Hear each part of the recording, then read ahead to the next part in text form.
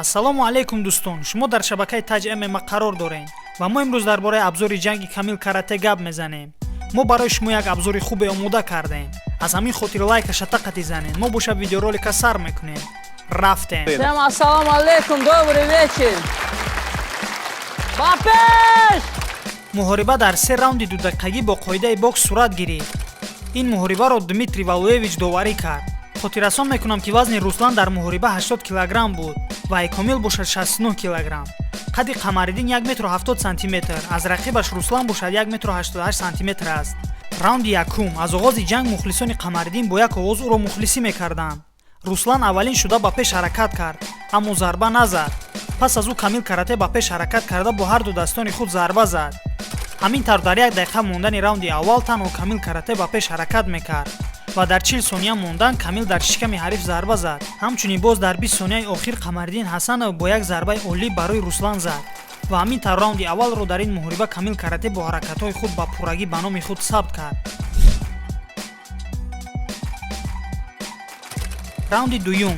дар раунди дуюм низ Камил бо як зарбаи дасти рости худ ба пеш ҳаракат мекард. дӯстон, хотиррасон мекунам ки аз ҷиҳати қаддарозии рақиб ин муҳориба барои Қамариддин камтар номувофиқ буд. дар раунди дуюм мо аз тарафи Камил танҳо зарба бар шиками рақиб медидем. дар мавқеи марказӣ бисёртар Руслан қарор дошт ва аз тарафи сетка Камил карате.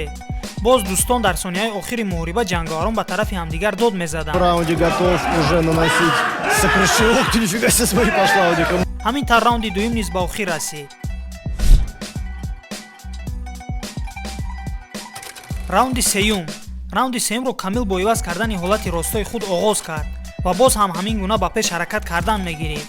лаҳзаҳои зарбазанӣ бисёр буданд, аммо ҷангаварон аз ин гуна ҳолатҳо истифода набурданд. мисли раундҳои пешина низ Камил карате ба шиками рақиб зарба мезад. дар 9 сонияи охири раунди сеюм боз бо як зарбаи беҳтарин Камил карате барои Руслан мерасад ва ба пеш ҳаракат мекунад ва дар 2 сония мондани вақт Камил Русланро бо 2 зарбаи ҳадафрас пешвоз мегирад ва ҳамин тавр низ раунди охир, яъне раунди сеюм ба итмом мерасад. ҳамин тавр дӯстон, бо қарори яковозаи доварон дар ин муҳориба ғалаба насиби ҷангавари тоҷик Камил карате Ҳасанов гардид.